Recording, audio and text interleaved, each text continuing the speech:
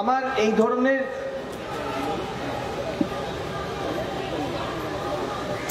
কোন জনসভায় সত্যি কথা বলতে কি যখনই আমার ডাক পড়ে আমার ভেতরে একটা কুণ্ঠা তৈরি হয়, অনেকগুলো প্রশ্ন তৈরি হয়। মানে প্রথমত মনে হয় যে মানে আমাকে কেন ডাকা হচ্ছে, আমি কেন যাব। দুই, আমি যে যাব আমি কাদের প্রতিনিধিত্ব করছি। মানে আমার মধ্যে দিয়ে একটা ব্যক্তিকে কি মানুষ দেখবেন, শুনবেন, আমার কথা ব্যক্তিগতভাবে শুনবেন, নাকি আমার মধ্যে দিয়ে তারা আরো অনেক মানুষকে বোঝার চেষ্টা করবেন। আমি হয়তো একটু বিষয়টাকে জটিল করে ফেলছি, কারণ খুব সহজ সরল ভাষায় কথা বলতে পারে তারাই যারা মানুষের দৈনন্দিন দুঃখ কষ্ট সংগ্রামের সঙ্গে জড়িয়ে আছে। আমি নতমস্তকে স্বীকার করে নেব যে কোনো কারণেই হোক আমার ভেতরে যতই সদিচ্ছা থাকুক বা না থাকুক, যত ইচ্ছে থাকুক বা না থাকুক, সাধারণ মানুষের, খেটে খাওয়া মানুষের, সংগ্রামী মানুষের দৈনন্দিন জীবনের সঙ্গে জড়িয়ে পড়ার সৌভাগ্য আমি অর্জন করতে পারি না। এটা আমার একটা ব্যর্থতা, আক্ষেপ, যেটা হয়তো রয়ে যাবে। আমি জীবনে এমন একটা বয়সে এসে পৌঁছেছি, এখন সমস্ত কিছু ধুয়ে ফেলে মুছে ফেলে নতুন করে কিছু শুরু করা সম্ভব নয়। তাহলে আমি কে? তাহলে কি আমি সেই সমস্ত কিছু চিন্তাজীবী কি বুদ্ধিজীবী কি শিল্পীদের অন্যতম, যারা প্রতিনিয়ত তাদের ভাবনা চিন্তা, তাদের স্বপ্ন, তাদের ইচ্ছে, তাদের সংগ্রাম, যাদের প্রেম, তাদের ভালোবাসা প্রতিনিয়ত ভেঙে ফেলেন? মানুষ পাল্টায়। আমি আজকে যেটা বলবো সেটা কালকে আমাকে সেইটাই বলতে হবে, এমন কোনো মাথার দিব্যি আমাকে কেউ দেয়নি। মানুষ পরিবর্তনশীল, কিন্তু এতটাই পরিবর্তনশীল হব যে মূল্যবোধগুলোকে আশ্রয় করে বেঁচে থাকবে মানুষ। অন্তত মূল্যবোধগুলো অনেক বড় শব্দ হয়ে যায়। অন্তত ঘুমানোর আগে যদি একবারও আয়নায় নিজেকে দেখি, বাথরুমে হোক, শোয়ার ঘরের জানলাটায় হোক, সেইখানে দেখে নিজেকে চমকে উঠতে হয়, এ বাবা এটা আমি তো। এতটাই কি পাল্টাবো নিজেকে, বা এতটাই কি মিথ্যে কথা বলবো, এতটাই চলে যাব খেটে খাওয়া মানুষের বিপরীতে, এতটাই বিকিয়ে দেবো নিজেকে যেখান থেকে একবার ভেবেও দেখবো না যে গোটা দেশটা, গোটা রাজ্যটা, গোটা সমাজটা কোন দিকে যাচ্ছে। আমি হয়তো খুব বেশি কিছু করতে পারবো না, কিন্তু অন্তত যদি কিছু সত্যি কথা বলি তাহলে হয়তো একটা মানুষের উপকারে আসবে। ভাবতে অবাক লাগছে যে আমরা যে দিনটাকে উপলক্ষ করে আজকে একত্রিত হয়েছি, সেই দিনটার বিশালত্ব, সেই দিনটার যে গভীর তাৎপর্য, সেগুলোকে পার হয়ে গিয়ে আমাদের এমন কতগুলো কথা বলতে হচ্ছে, এমন কতগুলো বিষয় নিয়ে আলোচনা করতে হচ্ছে, যেটা হয়তো 4-5 বছর আগেও আমরা ভাবিনি এটা আমরা করবো বা এটা আমরা ভাববো। পশ্চিমবঙ্গে যারা অভিনয় করেন, শিল্পীরা, যারা সাংস্কৃতিক কর্মী, তারা তাদের বরাবরই একটা রাজনৈতিক সচেতনতা ছিল। আমি অন্তত ছোটবেলা থেকে সেমনটা দেখি বড় হয়েছে। মূলত একটা বামপন্থী আন্দোলনের সঙ্গে, বিশেষ করে আমাদের যে বাংলা থিয়েটারের যে জগৎ তার একটা যোগাযোগ ছিল, গভীর যোগাযোগ ছিল। সেইভাবে আমরা নাট্য চর্চা করেছি। সেটা যে সবটা ঠিক হয়েছে আমি তেমন বলবো না, কিন্তু কোথাও একটা প্রিন্সিপাল, একটা মেরুদণ্ড, একটা বিশ্বাস, একটা ভাবনা আমাদের ভেতরে তৈরি হয়ে গিয়েছে। আমরা জানি গোটা পৃথিবী ভাঙছে, পুড়ছে, পাল্টে যাচ্ছে, ক্ষমতার কেন্দ্রীকরণ ঘটছে, পুঁজি তার নখ দাঁত বার করছে। সেখানে পশ্চিমবঙ্গ একেবারে পাল্টাবে না, যা ছিল তেমনই রহিয়া যাইবে, এটা তো হতে পারে না। কিন্তু আক্ষেপের বিষয় এটাই যে আমার সঙ্গে সঙ্গে আপনারা বুঝতে পারছেন যে পরিবর্তনের সাথে সাথে এমন আরো অনেক পরিবর্তন আমাদের সাংস্কৃতিক কর্মীদের ভেতরে ঘটে গেছে, যে পরিবর্তনগুলো কিন্তু আটকানো যেত। সেটা কি? সেটা খুব সুস্পষ্টভাবে বলা দরকার। সেটা বহুবার বলেছি এবং আমি ক্লান্তিহীনভাবে সেটা বারবার বলতে পারি, বলতে চাই। ইনফ্যাক্ট আমরা সকলে একটা সময় সিঙ্গুর নন্দীগ্রামের পর, নেতাইয়ের ঘটনার পর, বামফ্রন্টের একদম শেষের দিকে যে ভয়াবহতা, সেই ভয়াবহতার বিরুদ্ধে রাস্তায় নেমেছিলাম, প্রতিবাদ করেছিলাম। কিন্তু আমাদের সাংস্কৃতিক কর্মী বা শিল্পীদের মধ্যে একটা খুব পরিষ্কার কথা হয়েছিল। সে পরিষ্কার কথাটা কি? সেটা হচ্ছে ইতিহাস আমাদেরকে একটা সুযোগ করে দিয়েছে, সময় আমাদেরকে একটা সুযোগ করে দিয়েছে যে অতীতে বামফ্রন্টের প্রচুর অন্যায়ের বিরুদ্ধে আমরা একত্রিত হতে পারিনি, বিচ্ছিন্নভাবে প্রতিবাদ হয়েছে, কিছু কিছু মানুষ প্রতিবাদ করেছেন, কিন্তু আমরা সংগঠিতভাবে, একত্রিতভাবে কখনো রাস্তায় নামতে পারিনি। আমরা বামফ্রন্ট সরকারকে বলতে পারিনি যে এই গন্ডগোলগুলো কিন্তু হচ্ছে। সেটা হলে ভালো হতো, অনেক আগে যদি আমরা সচেতন হতাম হয়তো সরকারি বামপন্থীরাও অনেক আগে সচেতন হতে পারতেন, হয়তোবা, আমি জানি না। কিন্তু এইবার যখন সুযোগটা এসেছে, তখন এই যে আমরা একটা প্ল্যাটফর্ম গড়ে তুলতে পেরেছি, আমরা শিল্পীরা, সাংস্কৃতিক কর্মীরা, এই সুযোগটাকে কেউ নষ্ট করা করবেন না। আমরা আমাদের মঞ্চটাকে অটুট রেখে দিই। যদি রং বদলায়, যদি পট পরিবর্তন ঘটে, যদি অন্য কোনো পার্টি ক্ষমতায় আসে তো আসুক, কারণ শূন্য স্থান ফাঁকা থাকে না। মানুষ নির্বাচিত যাদেরকে করবে তাদেরকে একটা সাংবিধানিক মান্যতা আমাদের দিতে হবে, যেটা আমাদের কর্তব্য। কিন্তু তার মানে এই নয় যে নব্য শক্তি এলো, অর্থাৎ তৃণমূল কংগ্রেস, সেই দলটার মধ্যে ঢুকে যেতে হবে, সেই দলের এমএলএ এমপি হতে হবে, কিংবা সেই দলের বিভিন্ন সাংস্কৃতিক কমিটি, অমুক কমিটি, তমুক কমিটি, সেইখানে ঢুকে যেতে হবে। পচনটা সেই সময় থেকে নতুন করে শুরু হলো।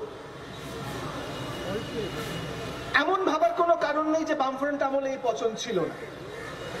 আমার পরিষ্কার অভিজ্ঞতা মনে আছে, যখন উইঙ্কেল টুইঙ্কেল নাটকটা আটকানো হয়েছিল, ব্রাত্যর লেখা, আমরা সংগঠিতভাবে প্রতিবাদ করিনি, বিচ্ছিন্নভাবে করেছিলাম, ভুল করেছিলাম আমরা। বরং যখন অর্পিতার নাটক পশু খামার বন্ধ করে দেওয়া হয়, তখন আমরা অর্গানাইজড ওয়েতে প্রোটেস্ট করতে পেরেছিলাম। তিস্তা পারের বৃত্তান্ত আমার বন্ধুর সুমন মুখোপাধ্যায়ের নাটক, সেটা উত্তরবঙ্গের বিভিন্ন জায়গায় নানান রকমের অসুবিধের মধ্যে পড়েছিল। আমরা সংগঠিতভাবে প্রতিবাদ করতে পারিনি, আমরা বিপদটা আঁচ করতে পারিনি।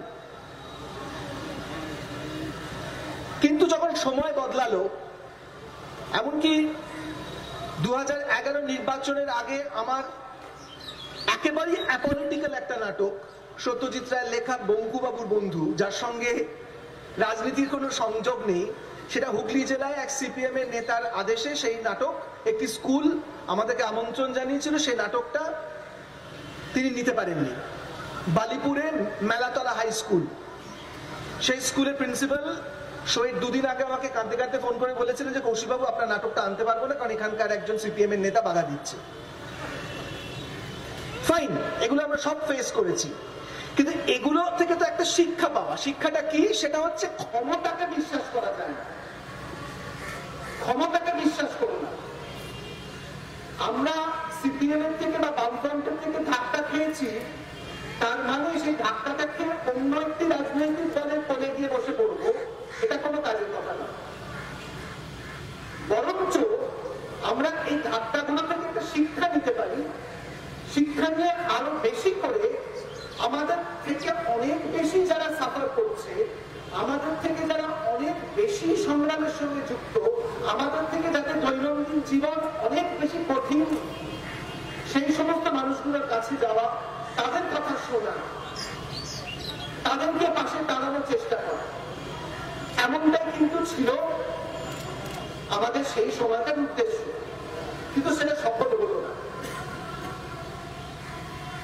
আমার প্রচুর ভালোবাসার মানুষ, আমার বন্ধুরা, আমার শ্রদ্ধেয় মানুষরা, তারা একেবারে সরাসরি তৃণমূল শিবিরে চলে গেল। ফলত কি হলো? ফলত যেটা দিলে আমি আমার কথা শুরু করেছিলাম যে আমার আসতে হেজিটেট করি, আমি কুণ্ঠাবোধ করি, কারণ আমাকে দেখলে কি মানুষের মনে পড়বে যে ওই আরেকটা বুদ্ধিজীবী, ওই আরেকটা রং পাল্টানো লোক, যে আজকে এই কথা বলে কালকে এই কথা বলবে। আমার ভয় করে, আমার কষ্ট লাগে, আমার খারাপ লাগে, আমার লজ্জা লাগে। কারণ আমি মনে করি একজন শিল্পী তো কখনো বিচ্ছিন্ন ভাবে বেঁচে থাকতে পারে না। আমি মানে তো আমার কমিউনিটি, আমার শিল্পী বন্ধুরা, এই আশেপাশে থাকা বহু শিল্পী বন্ধুরা যখন অবলীলায় নিজেকে পাল্টে ফেলে, অবলীলায় সকালবেলা একরকম, বিকেলবেলা একরকম কথা বলে, তখন আমি এসে দাঁড়িয়ে কোনো কথা বলার মধ্যে আলাদা কোনো তাৎপর্য বহন করবে কি? নাকি আমাকেও সকলে ওই একই বড্ডালিকা প্রবাহের হাসি দিয়ে বলে না এই লোকটা হয়তো সেই রকম। আমি জানি না আমি কি রকম, আমি নিজের মূল্যায়ন করতে এখানে আসিনি, শুধু আপনাদেরকে এটুকু বলতে পারি যে অনুপ্রাণিত হওয়ার মতো আবার প্রচুর মানুষ এখনো আছে। আমার প্রচুর শিল্পী বন্ধুরা এমন আছেন যারা সবাই স্টার নন, সবাই বিশাল অভিমানী মানুষ নন, কিন্তু এখনো তাদের ভেতরে সচেতনতা কাজ করছে। তারা তাদের মতো করে থিয়েটার করছেন, ছবি আঁকছেন, কবিতা লিখছেন, লিটল ম্যাগাজিন চালাচ্ছেন, তাদের মতো করে সিনেমা তৈরি করছেন, তাদের মতো করে অভিনয় করছেন, কম্প্রোমাইজ করছেন না। এরকম একটা বড় সংখ্যার মানুষও কিন্তু আছে যারা এই মুহূর্তে পশ্চিমবঙ্গে দাঁড়িয়ে অসম্ভব সচেতন, হ্যাঁ খানিকটা দ্বিধাগ্রস্ত যে সত্যি সত্যি আমরা কাদের বিরুদ্ধে কথা বলবো। এই যে ফ্যাসিজম, ফ্যাসিস্ট শক্তি কারা? আমি খুব তীব্র ভাষায় সেদিনকে এসএফআই, তাদের যে ছাত্র সংগঠন, তাদের যে মিছিল, সে মিছিলের পুলিশ যে আচরণ করেছে, যে মানুষটি মারা গেছে, তার মৃত্যু নিয়ে অনেক প্রশ্ন উঠেছে, অনেক কাদা ছোড়াছুড়ি হচ্ছে।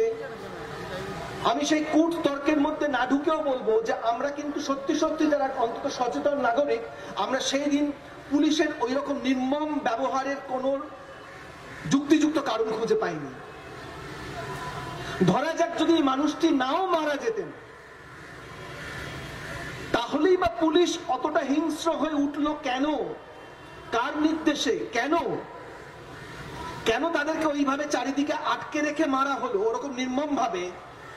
কেউ যদি মারা নাও যেতেন, সেই অল্প বয়সী ছেলে মেয়েগুলোর তো শারীরিকভাবে ক্ষতি হয়ে যেতে পারত। আমি তো তাদের মধ্যে আমার পুত্রকেও দেখতে পাই। ফ্যাসিস্ট কারা?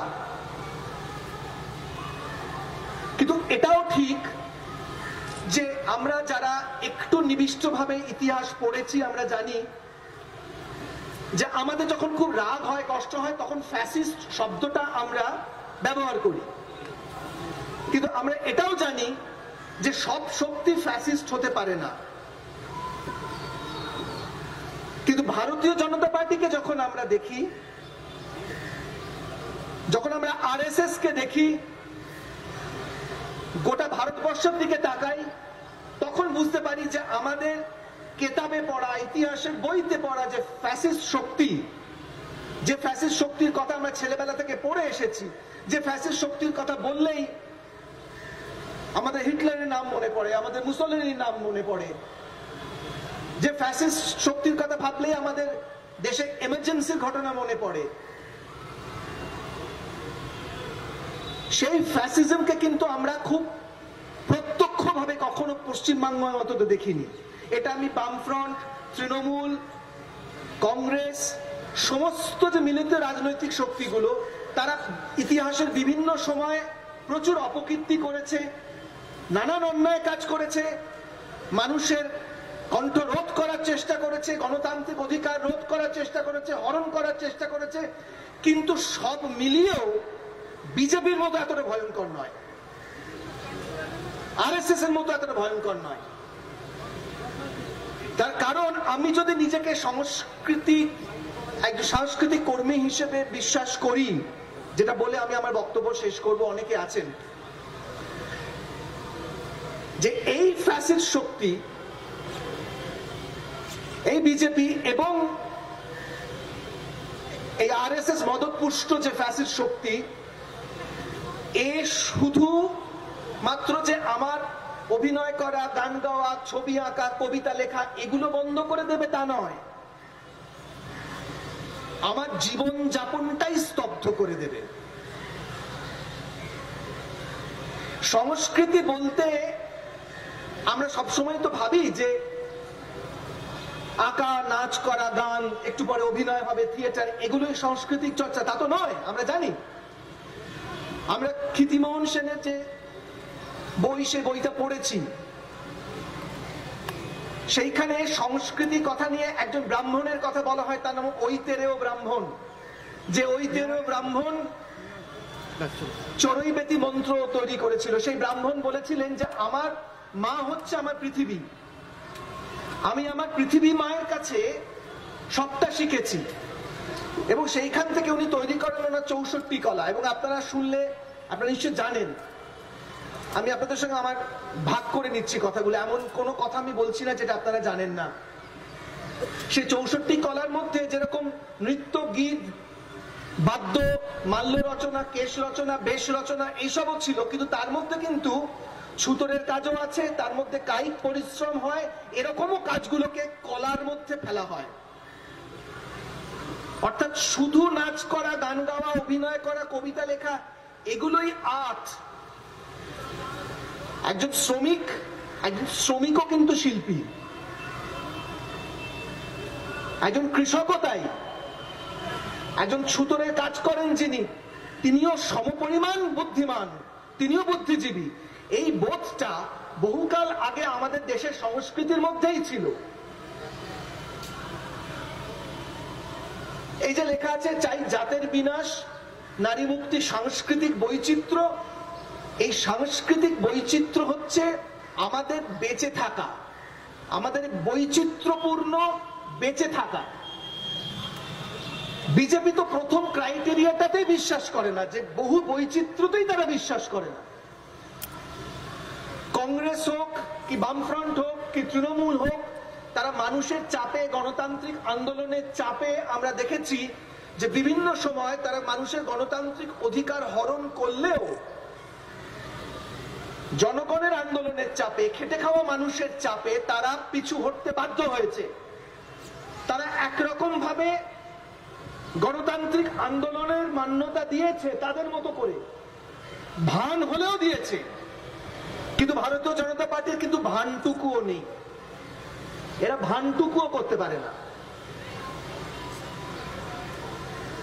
এরা এতটাই নির্মম। আমরা দেখলাম যে ব্যাঙ্গালোর নিবাসী এই বাচ্চা মেয়েটির কি অবস্থা হলো। আজকের কাগজে আপনারা দেখেছেন যে কোর্ট পরিষ্কার করে জানতে চেয়েছে এর মধ্যে সিডিশনের কি আছে। একটা টুল কিট শেয়ার করার মধ্যে কি করে প্রমাণ হচ্ছে যে এই মেয়েটি এত বড় চক্রান্ত করলো যে সেই চক্রান্তর জেরে 26শে জানুয়ারি ওই রকম প্রহরা ভেদ করে কৃষকরা দলে দলে ছুটে চলে গেলেন লালকেল্লাকে ধ্বংস করতে? এটা বিশ্বাস করতে হবে। কিন্তু আজ থেকে 5 বছর আগেও যে জিনিসটা আমাদের কাছে অ্যাবসার্ড বলে মনে হতো, যে জিনিসটা আমাদের কাছে মনে হতো অসম্ভব, এমনটা হতেই পারে না, সেই জিনিসটাই কিন্তু ঘটছে আমাদের ভারতবর্ষে, এবং সেই জিনিসটা আমদানি করার চেষ্টা হচ্ছে পশ্চিমবঙ্গে। এটা সব থেকে ভয়াবহ দিক। সুতরাং আমি জানি না যে নির্বাচনের ফলাফল কি হবে। কেন্দ্রীয় বাহিনী এসছে, এর মধ্যে আমি হা হুতাশের কিছু দেখছি না। আসুক কেন্দ্রীয় বাহিনী, মানুষের ভেতরে অন্তত এই বার্তাটা যাওয়া প্রয়োজন যে মানুষ শান্তিপূর্ণভাবে ভোটটা দিতে পারবে না। সত্যি তো পঞ্চায়েত ভোটের নামে প্রহসন হয়েছে, এটা তো অস্বীকার করে লাভ নেই। কেন বাজে কথা বলবো? পঞ্চায়েত ভোটের নামে প্রহসন হয়েছে আমাদের রাজ্যে। আমাদের রাজ্যে যারা বিরোধী শক্তি তারা ভোট দিতে পারেননি। কিন্তু আজকে যদি ভারতীয় জনতা পার্টির কোন নেতা খুব বড় গলায় বলেন যে না, আমরা পঞ্চায়েত নির্বাচনে ফ্রি অ্যান্ড ফেয়ার ইলেকশন হয়নি, আমি মেনে নেব, কিন্তু মেনে নিয়ে তাদেরকে পাল্টা প্রশ্ন করবো যে তাহলে ত্রিপুরাতে এরকম হলো কেন? তাহলে ত্রিপুরার সময় আপনারা কথা বলেন না কেন? ত্রিপুরার প্রাক্তন মুখ্যমন্ত্রী এসে দাঁড়িয়ে বলে গেছেন যে মানুষ যে ভুলটা করেছে ত্রিপুরায় সেটা জানার জন্য সিপিআইএম এ কমরেডদের কাছে যাওয়ার প্রয়োজন নেই। ত্রিপুরাতে পা দিয়ে ত্রিপুরার সাধারণ মানুষের সঙ্গে কথা বলে বুঝতে পারবেন যে তারা কত বড় ভুলটা করেছে এবং তারা কতটা আফসোস করছে। সুতরাং এটা একটা চাল। এটা বলে আমি আমার কথা শেষ করবো যে মুহূর্তে আপনি বলবেন যে বিজেপিকে চাই না, সেই মুহূর্তে 10টা আঙুল আপনাদেরকে প্রশ্ন করবে, আচ্ছা তাহলে আপনি কাকে চান? আপনাকে বলতেই হবে আপনি কাকে চান। আপনি যদি বলেন না, আপনাকে বলা হবে না, তাহলে আপনি সিপিএম। এবার যেখানে সুবিধা হবে না সঙ্গে সঙ্গে বলবেন তাহলে আপনি তৃণমূল, নয়তো আপনি লিবারেশন, নয়তো আপনি এসইউসিআই, নয়তো আপনি কংগ্রেস। আরে পশ্চিমবঙ্গে কি শুধুমাত্র আমরা রাজনৈতিক দলগুলোর তকমা গায়ে লাগাবার জন্য বেঁচে আছি? মানে আমার কপালে বা আমার দেহের কোনো একটা অংশে শুধুমাত্র ছাপ্পা লাগানো থাকবে, কংগ্রেস, সিপিএম, তৃণমূল, বিজেপি, এটা ছাড়া আমি মানুষ নই? আমার সাংবিধানিক অধিকার আছে চিৎকার করে বলার বিজেপিকে চাই না, আরএসএস কে চাই না, কিন্তু তার মানেই আমি তৃণমূলের সমর্থক হয়ে গেলাম, তার মানে আমি সিপিএম এর সমর্থক হয়ে গেলাম, তার মানে আমি কংগ্রেসের সমর্থক হয়ে গেলাম। এটা নয়, এটা তো সরলীকরণ। এই সরলীকরণটা যারা করে তারা পারপাসলি করে, তারা ইচ্ছাকৃতভাবে করে।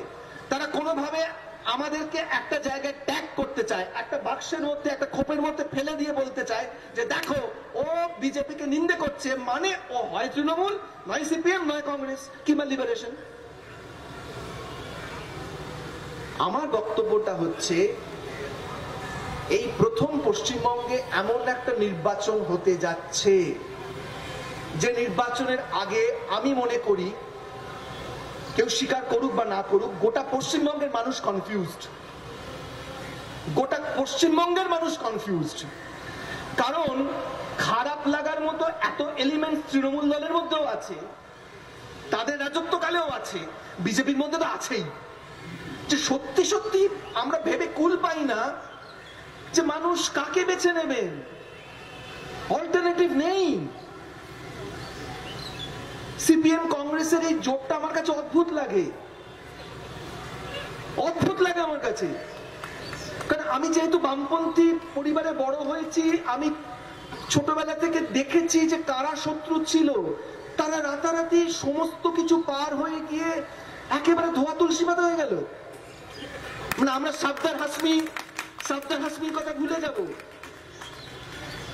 আমরা উৎপল দত্তের দুঃস্বপ্ন নগরীর উপর আক্রমণের কথা ভুলে যাব, আমরা অসংখ্য এরকম সাধারণ কর্মী, কমিউনিস্ট কর্মী, অসংখ্য সাংস্কৃতিক কর্মীদের মৃত্যুর কথা ভুলে যাব, যাদের মৃত্যু হয়েছিল কংগ্রেসি গুন্ডাদের হাতে। আমাদের এখন বিশ্বাস করতে হবে যে কংগ্রেস সাংঘাতিক রকমের একটা মানে প্রোগ্রেসিভ পার্টি। আমি এই হিসেবটা বুঝতে পারি না, কিন্তু তবু ঠিক আছে, তারা তাদের মতো করে লড়ুন। কিন্তু এইটুকু শুভবুদ্ধি তাদের কাছ থেকে আমরা আশা করতেই পারি যে সঠিক শত্রুকে চিনে নিন। সঠিক শত্রুটাকে আমি আগেও বলেছি, আবারও বলছি, এই কথা বলেই শেষ করব যে আমাদের কিন্তু দায়িত্ব নয় ও আমার লোক বলে তাকে মসনদে বসানো, বা আমি ওকে সমর্থন করি গো গণবস্ত্র হয়ে সেই ক্ষমতার সামনে গিয়ে দাঁড়ানোটা আমার কর্তব্য নয়। আমার অনেক কাজ আছে, কিন্তু আমি যেটা খুব স্পষ্ট করে বলতে পারি কাকে চাই না। আমি এই রাজ্যে, আমার দেশে ভারতীয় জনতা পার্টির মতো এইরকম একটা বিভৎস শক্তিকে চাই না। এইটা আমার গণতান্ত্রিক অধিকার, এটা একজন সাংস্কৃতিক কর্মী হিসেবে আমি বলবো, এবং বলবো আমার সাংস্কৃতিক বন্ধুদের, কখনো কখনো ক্ষমতা এসে আমার গা হাত পা জড়িয়ে ধরে, লতানো গাছের মতো আমার সারা শরীর বেয়ে উঠে পড়ে, আমার কানের ভেতরে, আমার নাকের ভেতর দিয়ে, আমার মস্তিষ্কের ভেতরে ঢুকে পড়ে সেই ক্ষমতার চারা গাছ। সেই ক্ষমতা আমার কানের ভেতরে ফিস ফিস করে অনেক কিছু করতে বলে, কিন্তু আমি বিশ্বাস করি যে সাংস্কৃতিক কর্মকাণ্ড শব্দটিকে যদি আমরা শুধুমাত্র অভিনয়, লেখা, গান, নাচ এইটুকুর মধ্যে সীমাবদ্ধ না রেখে সামগ্রিকভাবে আমার বেঁচে থাকা বলে বিশ্বাস করি, তাহলে সেই বেঁচে থাকার দোহাই কোনোভাবে কোনো ক্ষমতার সঙ্গে আপোষ করবেন না। ধন্যবাদ।